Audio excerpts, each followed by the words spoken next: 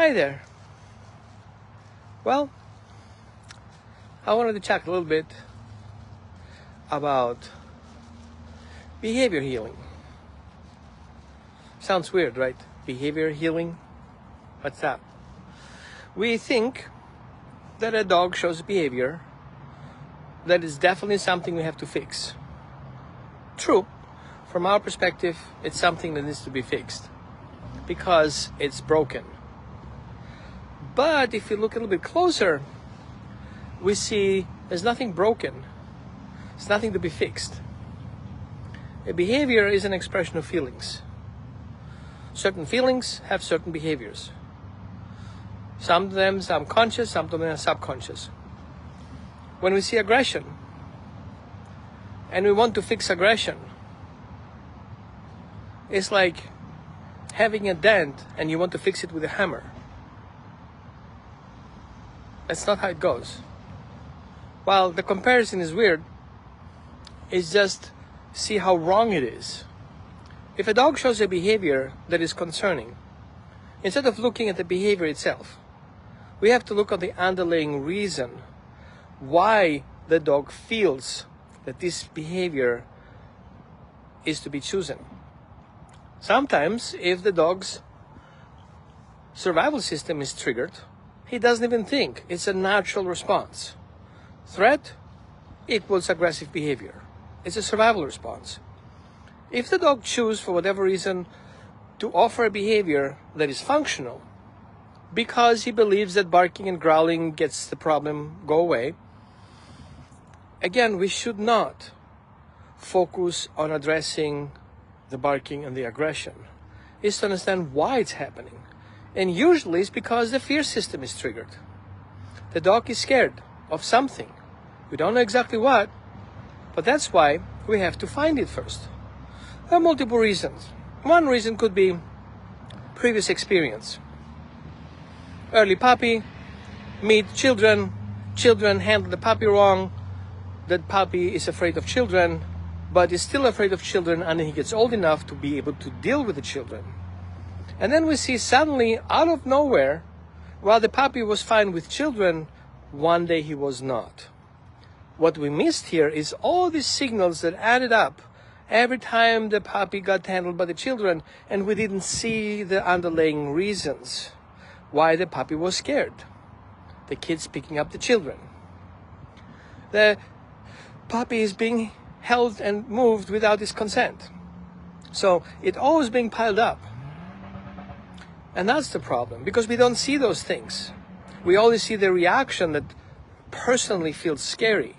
So we see the aggression and we didn't see the warning signs.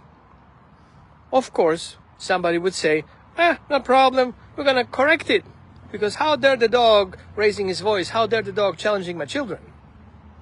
True, that would be the right thing to think at the beginning if we don't know about the underlying reason. What if your dog has an ear infection? What if that ear infection and the kids hugging your dog is a problem because it causes pain? So even if your dog loves the children hugging the dog when he's in pain, he will tell you, I don't want to. And the kid's like, but I want to love you. And the dog is like, nah, I don't want to. And the kid's like, but I want to love you. And then they do things they shouldn't do and the dog gets a bite. Then we get offended, because then it gets personal. The dog who's supposed to trust us, we rescued him, beat my children? No, my children have priority over the dog.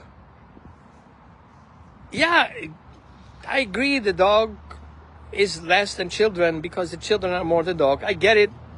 But is that fair to all the family? Should the kids feel guilty for hugging the dog and that the dog has to leave?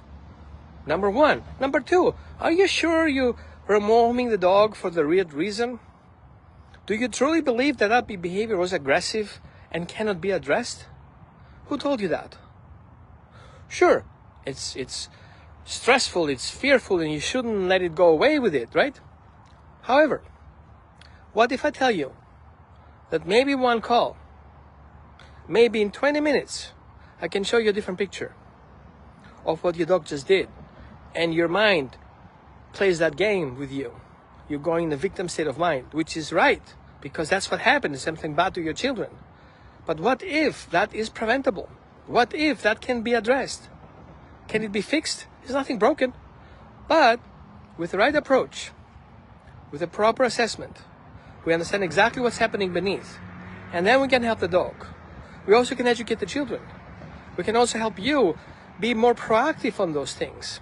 Seeing, hey, honey, you see that? You see that dog just try to avoid the hug? He's telling he doesn't like it.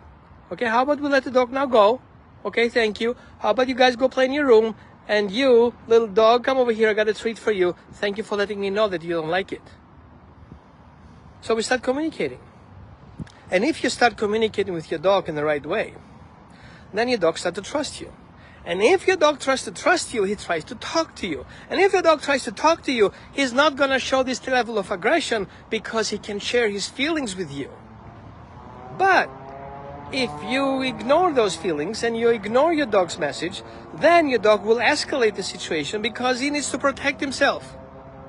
Like, how many times do you want someone to step on your leg to say, hey, dude, stop stepping on my leg. Thank you. Make sense? So that is very important. So I noticed that some people come to my page and says, yeah, I don't see you're training dogs. Who told you that I'm training dogs? Like, you're going to a therapist because you have relationship issues, because your partner is hitting you unpredictably without any warning, and you go to the therapist and he tells you, make 50 push-ups. Wait, what? Why would I make push-ups? Why doesn't he make push-ups? He is the one who hurt me. Why would I have to make? But the reality is, it's not about push-ups. It's not about training. It's about fixing the relationship. If you don't improve the relationship, the behavior will happen again. Because if trust is gone, conversation is gone too. So you don't see a lot of drama videos because I don't have the situation coming up. I'm proactive instead of reactive.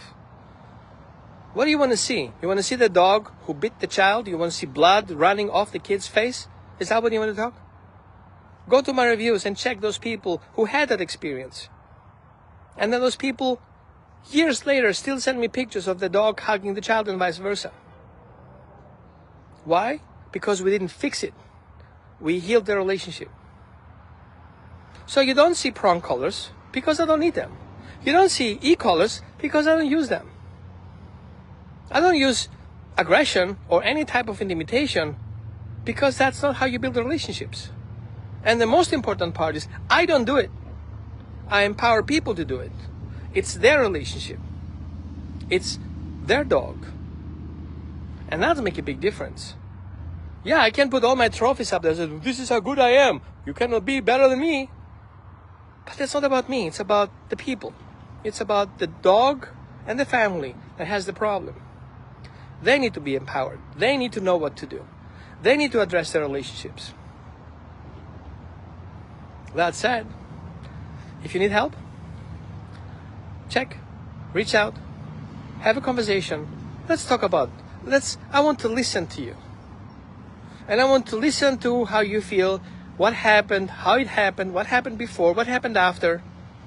And then I'm going to ask you the question, do you still truly believe that your dog is aggressive? And if your answer is yes, then I'm sorry I bothered you. I'm sorry you spent time watching my videos. I'm sorry, really, because I'm not the right person for you. But if on those 20 minutes I can change your mind, the way you see things, then I think listen to your guts and have a phone call, because I believe I can help you. So, have a great rest of your weekend. And if you have any questions, put in the comments. If you are sure what you want to do, click on the link and you can reach out to me. See if you have a day, the time it fits you, and let's talk about it. Have a great rest of your day.